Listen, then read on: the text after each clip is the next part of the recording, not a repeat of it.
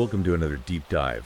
Today we're going to be looking at something I think a lot of you are interested in, which is the impact of modern society on men. Okay. We've got some excerpts here from a book that focuses on men's rights, and we're going to unpack its perspective on how these shifting gender roles are affecting men in relationships, the workplace, and the legal system. Yeah, it's a really timely discussion, Yeah. especially given that it's such a hot topic right now and so many men are struggling to adapt. Right? It's like we hear all the time about, female empowerment, but what about the men? Right, exactly. Where do they fit in? Yeah, where do they fit in? So this book dives right into that and starts with this idea of like a double bind of modern masculinity. Oh, interesting. What does that mean? Well, the author is arguing that men are kind of caught between these conflicting expectations. Yeah, okay. So society is saying, be strong and assertive, but also be sensitive and emotionally available. Right, so it's like a tightrope walk. Yeah, it is a tightrope walk. You can't win. You're expected to be a provider, but you can't be too dominant or controlling. Yeah, be the provider, but don't be too assertive about it. Right. And the book doesn't just like throw this idea out there. Okay. There's actually evidence to support this. So what kind of evidence are we talking about? Well, they actually cite a study from the American Psychological Oh, wow. that found that 60% of men feel this pressure. That's a huge number. It's a majority of men Yeah. who are feeling lost in this new kind of landscape. Yeah, like they don't know what the rules are anymore. Exactly. And so the author argues that this sense of being lost can lead to feelings of emasculation, Right. which then obviously impacts men's confidence Yeah. and even their mental well-being. Makes sense. And it's important to note that this isn't about like rejecting progress or equality. Right. It's about recognizing that these societal shifts have had, unintended consequences for men. Absolutely. And I think a lot of people don't talk about that enough, Exactly. And speaking of unintended consequences, let's talk about relationships, because the book really digs into how all of this is impacting relationships. Interesting. And there was this one quote that really kind of hit me, and it was about how men feel like they're walking on eggshells around women, Oh, I've heard that before. constantly afraid of saying or doing the wrong thing. It must be exhausting Yeah. to always feel like you're one wrong step away from causing a problem. Right. And the author's suggestion here is that the feminist movement, while it's, been advocating for a lot of really important rights, it might have inadvertently fostered a sense of entitlement and even victimhood in some women. Yeah. And that's kind of leading to these imbalances and resentments in relationships. That's interesting because it's not something you hear discussed very often. Right. And it makes you think about those power dynamics. Definitely. Right. Because equality shouldn't mean that one side is dictating all the terms of the relationship. Totally agree. I mean, it should be a partnership. Right. Right. It should be balanced. To be balanced. Exactly. Not one person having all the power. And he even cites that Bumble survey Oh, yeah, I remember that. where 60% of men Wow. felt pressured to conform to women's expectations in dating, Even if it meant sacrificing their own needs. even if it meant sacrificing their own desires. Yeah, it's like they're bending over backwards just to please the woman. Right. And the book is arguing that this pressure to conform can create this dynamic where men feel like they're constantly on edge, Oh, yeah, I can see that. and it can lead to frustration and resentment. That meant for sure. So it's all about finding that healthy equilibrium Exactly. where both partners feel respected and valued. Right. It's not about one person winning and the other person losing. Okay, so we've got this like double bind affecting men's sense of self. Yeah, It's playing out in their relationship. definitely. But the book doesn't stop there. It goes on to examine how these changes are impacting men professionally, Oh, wow. So in the workplace. in the workplace. Yeah. And let me tell you, he doesn't hold back. Okay, I'm intrigued. What does he say? He argues that men are facing an uphill battle in the workplace, In what way? specifically calling out policies like affirmative action and gender quotas. Oh, that's controversial. Yeah, it is controversial. But he's saying that these policies, while they were intended to promote equality, have unintentionally created disadvantages for men. Oh, wow. So he's saying they've backfired. In certain industries, yes. Interesting. And he even cites a Harvard Business Review study Oh, wow. A Harvard study. that found that men are actually less likely to be hired in traditionally male-dominated roles Because of these diversity pressures. because of diversity pressures. Exactly. It's almost like the pendulum has swung too far in the other direction. It's like this push for diversity has kind of backfired on men in some ways. Yeah, like it's on too far. And the author's point is that men are feeling this pressure in a very real way. Okay. They're seeing opportunities slip away. Just because they're men. Not because they're not qualified, but because of these factors that are outside their control. Yeah, and that must feel incredibly frustrating. Absolutely. And it's not just the workplace, right? Okay, so where else is he looking at? The book also takes aim at the legal system, Oh, interesting. arguing that it often seems biased against men, In what way? especially in areas like family court. Okay. He even brings up that statistic Which one? about how fathers are only awarded sole custody in 7% of cases. Wow, that's a tiny percentage. It is a tiny percentage, That's really striking. and that number alone raises some serious questions. Yeah, like what's going on there? Exactly. And his point is that this statistic illustrates Yeah. a perceived imbalance in the legal system. Okay. And that this is leading men to feel like they're at a disadvantage, Especially when it comes to issues involving their children. especially when it comes to matters involving children and family. Yes. Right, because that's where it really hits home. So we're back, and we're continuing our deep dive into the world of men's rights. Yeah. And in this part, we're really getting into how these challenges play out in men's lives. Right, let's dig deeper into some of the specifics. Exactly. And I think a good place to start is with this whole issue of the mental health crisis among men. Yeah, that's a huge problem. It's a huge problem, and it's something that the book really kind of brings to light. So what does the author have to say about it? Well, he points out that suicide rates for men are significantly higher than for women. That's true. It's a really disturbing statistic. Yeah, it's a stark reminder that something is seriously wrong. So what does he attribute this to? He doesn't shy away from connecting this crisis to the things we were talking about earlier. You mean like the emasculation of men and the decline of traditional roles? Yeah, exactly. And that feeling of purposelessness that a lot of men experience in modern society. Okay, so he's saying that men are basically struggling to adapt. Yeah, and they're often lacking the support systems they need to cope. And this is leading to a mental health crisis. Right, makes sense. He paints this picture of men feeling lost and isolated. Their traditional roles as providers and protectors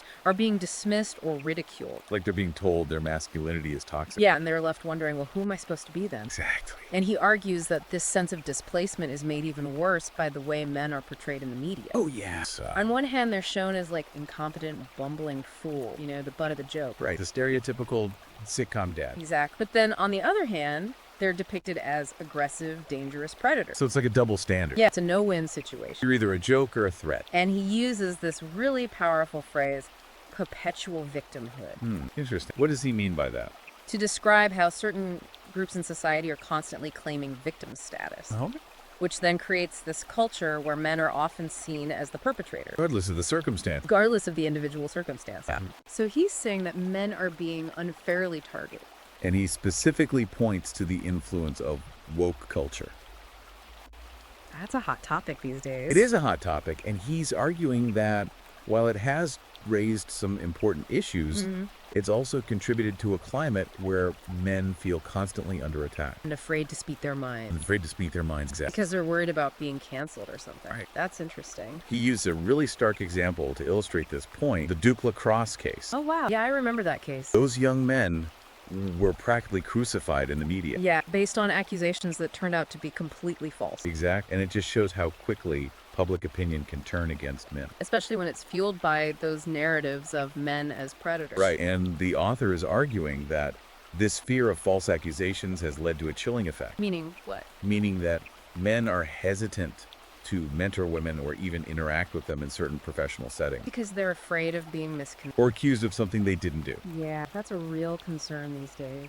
And it raises a lot of questions about how we balance the need for accountability with the presumption of innocence. Especially in this climate where accusations can have such devastating consequences. Right, and this whole idea of a culture of victimhood extends to relationships too. Oh, interesting. How so? The author claims it can lead to a dynamic where some women feel entitled to certain behaviors from men. Okay, so give me an example. Like maybe demanding that men pay for everything or always initiate contact. Right, or always be the one to make the first move. Exactly. And he's careful to clarify that he's not saying all women are like this. Right, of course not. But that certain societal shifts have created an environment where these dynamics are more likely to play out. I see his point. It's like he's saying we need to be more aware of the unintended consequences of some of these social movements. Right, because even with the best intentions, things can go wrong. Yeah, and he uses terms like female entitlement and the victim card. Those are pretty loaded terms. They're loaded terms. But I guess he's trying to make a point. To describe this phenomenon and argue that it's actually undermining genuine efforts to achieve. Right, because it's creating more division and resentment. And he suggests that this focus on victimhood can create a climate of distrust between men and women, Yeah, I can see that. making it difficult to have honest conversations. about the challenges both genders face. So it's like a communication breakdown. Yeah, it is a communication breakdown. And it's preventing us from finding common ground. Okay, so a pretty bleak picture so far. Yeah, it sounds like men are facing a lot of challenges. They are, but the book doesn't just leave us hanging with all these problems. So what does he offer as solution? He offers some solutions and advice for men who are struggling. Okay, I'm listening. What does he suggest? Well, one thing he really emphasizes is the importance of reclaiming traditional masculinity. Now that's a controversial topic. It is controversial, but he's not talking about being aggressive or domineering. Okay, so what does he mean? He's talking about rediscovering the positive aspects of those traits. Like strength and leadership. Yeah, strength, leadership, resilience, qualities that can help men navigate these tough times. So it's about finding the good in those traditional values. Exactly, and using them to your advantage. I like that. And he even suggests seeking out communities and groups that support these values. So where should men look for this kind of support? He specifically mentions religious institutions and men's rights organizations. Interesting. So places where traditional values are still upheld. Yeah, places where men can connect with others who understand their experience. Okay, so it's about finding a sense of belonging. Exactly. And he sees these groups as offering a counter narrative to the prevailing cultural messages. You know, the ones that often undermine male identity and self-worth. Right. And there's also a strong emphasis on personal responsibility. Meaning what? Meaning that he urges men to stop playing the victim. Take control of their lives. Take control of their lives. Focus on self-improvement. Okay, so it's about empowerment. Yeah, and even rejecting the pressure to conform to societal expectations. Especially those pushed by woke ideology. Exactly. It's about defining yourself on your own terms. Reclaiming your agency and your voice. And he even has a whole chapter on how men can fight back against the legal system. Oh, wow. What kind of advice does he give? He advocates for things like shared parenting rights That's important. and challenging gender bias in family courts.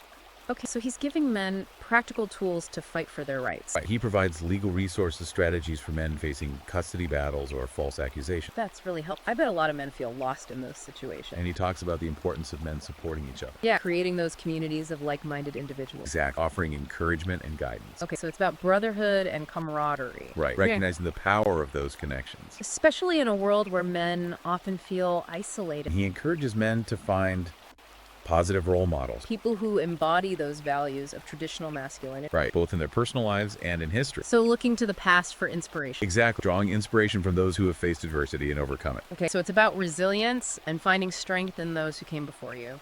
And now he turns his attention to something that's especially relevant to our audience. Which is... The role of fathers in society. Okay, yeah, that's a big one. And he argues that fatherhood has been undermined by the feminist agenda. Leading to a decline in male role models. Right. And a rise in all sorts of social problems. That's a pretty bold claim. Does he have any evidence to back that up? He does. He cites studies that link fatherlessness to increased crime rates, poverty behavioral issues in children. Wow, that's pretty compelling. It's a sobering reminder of how important fathers are. Yeah, you can't just erase fathers from the equation and expect everything to be fine. So what's the solution? Does he want fathers to go back to some, 1950s model of fatherhood? Not exactly. He acknowledges that times have changed. All right, we can't just go back in time. And he's not advocating for a return to rigid gender roles.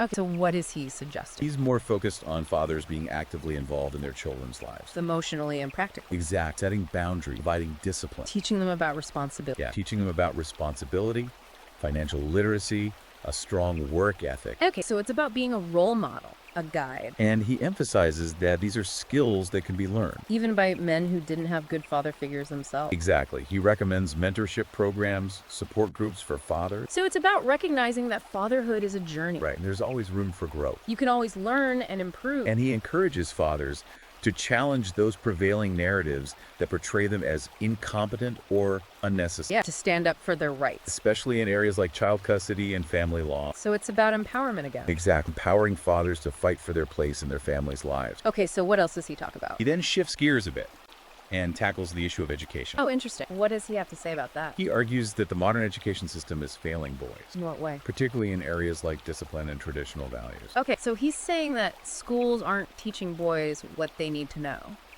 And he claims that schools have become too focused on catering to girls. Often at the expense of boys. Right. And he points to statistics showing boys falling behind girls in academic achievement. Especially in reading and writing. Yeah. And this raises concerns about the future of young men. Because if boys aren't getting the education they need, they're going to struggle in life. Exactly. And it argues that schools are increasingly hostile to traditional masculinity. So they're punishing boys for just being boys. Right, like he gives this example of a boy being suspended for drawing a stick figure with a sword. Oh, come on, that's ridiculous. He says this kind of zero tolerance policy is absurd and counterproductive. I agree. It's like they're trying to erase boyhood.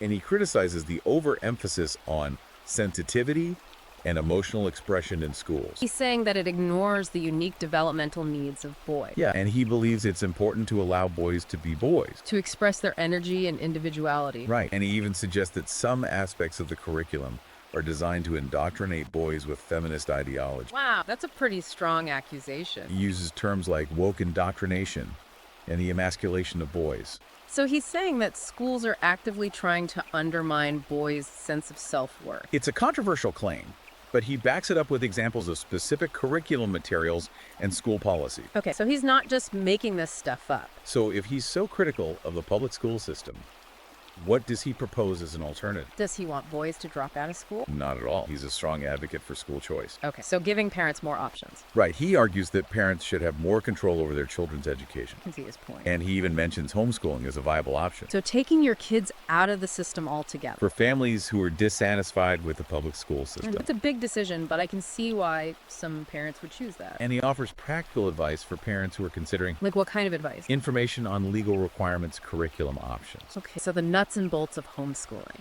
And he even suggests that homeschooling can be a really positive experience. For both parents and children. Yeah, fostering closer relationships and creating a more customized learning environment. So it's about taking control of your kids' education. And he also talks about the importance of parents supplementing their children's education at home. Regardless of whether they go to public or private school. Right. He encourages parents to be actively involved in their children's learning. Teaching them about traditional values, civics, American history, critical thinking skills. Yeah, all the things that he feels are being neglected in the school system. So it's about taking responsibility for your kids' education. And counteracting those messages that they're getting in school and in the media. Okay, so he's advocating for a more hands-on approach to parenting. Exactly. Where parents take an active role in shaping their children's worldview. And speaking of shaping worldviews, he then turns his attention to the media. Right, because he argues that the media plays a huge role in shaping public perceptions of men and masculinity. He's not a fan of how the media portrays men, is he? Not at all. He's especially critical of the obsession with female victimhood. And the tendency to portray men as either bumbling fools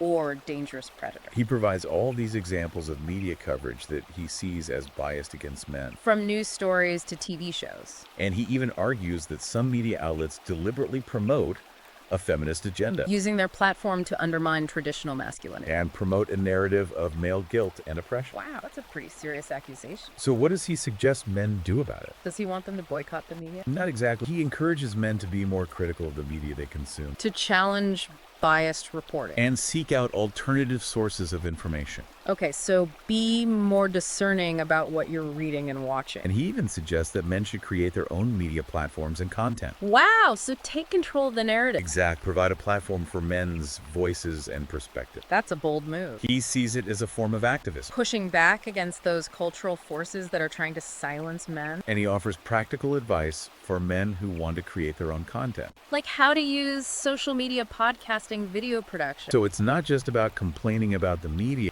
it's about taking action. And creating something new. Exactly. And it speaks to this whole theme of empowerment that runs throughout the book It's about giving men the tools to fight back. and reclaim their place in society. So it's a call to action. We've covered a lot of ground in this segment. Yeah, from the mental health crisis to the role of fathers and the influence of the media. But there's one more area the author explores that's particularly relevant to our audience. The rise of online communities and the Red Pill movement. Oh yeah, that's a whole other world. He sees these online spaces as a refuge for men. Who feel alienated by mainstream culture. Right. And they're seeking a sense of belonging and understanding. So it's like finding your tribe. Exact. And he describes these communities as places where men can openly discuss their frustration. Their challenges, their experiences without fear of judgment. And he specifically mentions the red pill metaphor. Yeah, the choice between accepting a comfortable but false reality. Or embracing a painful but liberating truth. Right. It's about waking up to the reality of the world. And he sees the red pill movement as a wake-up call for men. Challenging the narratives they've been fed about gender relationships, power dynamic. And he acknowledges that these communities can be controversial. Right. Some people see them as misogynistic or harmful.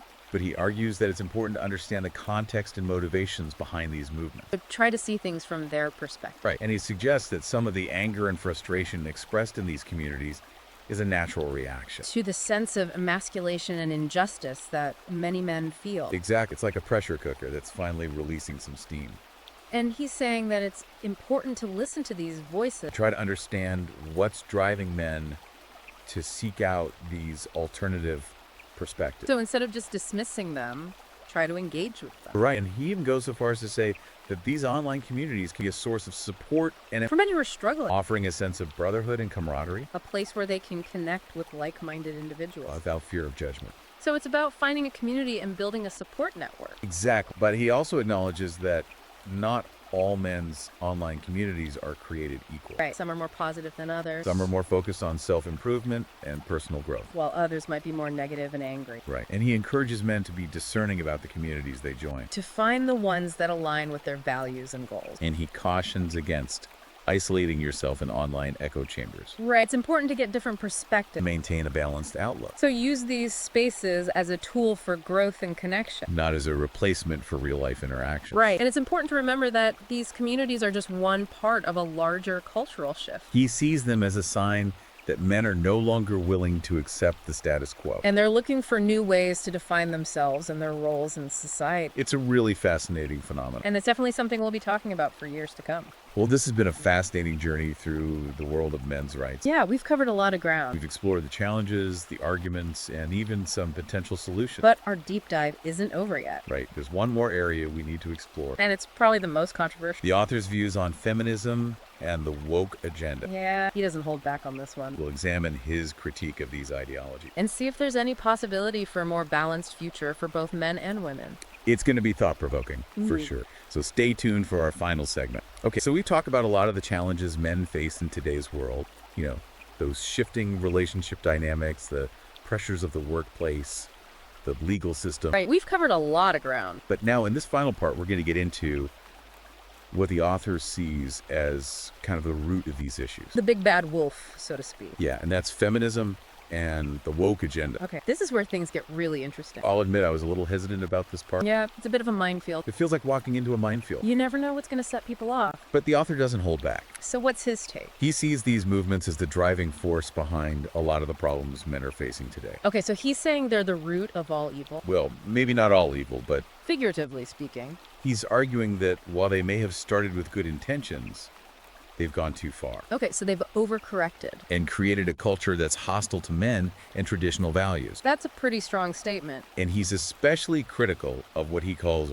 radical feminism, Yeah, which he describes as, a man-hating ideology that seeks to disempower men at every turn. wow, strong words. He even goes so far as to call it a witch hunt against men. So he's not pulling any punches. But he does back up his claims with examples. What? Well, he talks about the increasing number of men being falsely accused of sexual harassment or assault. Right, losing their careers and reputations based on accusations that are later proven false. Exact. And he brings up the hashtag #MeToo movement. Which was obviously a very important movement. Right. But he argues that while it started with the intention of empowering victims of abuse, it's morphed into something else. So he's saying it's been hijacked Kind of like it's become a tool for taking down men. without due process or solid evidence. Right. And it raises the question, has the pendulum swung too far in the other direction? Are we now in a situation where men are being unfairly targeted and silenced? That's the question he's posing. That's a valid question, I think. And he goes on to argue that this push for female empowerment has had some unintended negative consequences. Like what?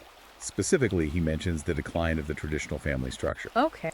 and the rise of what he calls female entitlement. Now that's a loaded term. What does he mean by that? I know it can be a bit controversial. Is he saying that all women are entitled? No, he clarifies that he's not making a blanket statement about all women. Okay, good, because that would be ridiculous. He's arguing that certain strands of feminism have promoted a sense of entitlement in some women, Okay, I can see that. leading them to expect certain behaviors and privileges from men. Without necessarily reciprocating. So Right. it's like a one-way street. And he gives examples like women demanding that men pay for everything in a relationship Or expecting men to always initiate. or make the first move. Right, so it's all on the man's shoulders. And his point is that this creates an imbalance Where men are constantly expected to give and provide. without receiving equal effort or appreciation. So he's saying that true equality should be about mutual respect and understanding. Exactly, not one gender dictating all the terms. Yeah, it should be a partnership. And this extends beyond relationships, right? He applies this critique to the workplace as well. Right. He claims that feminist policies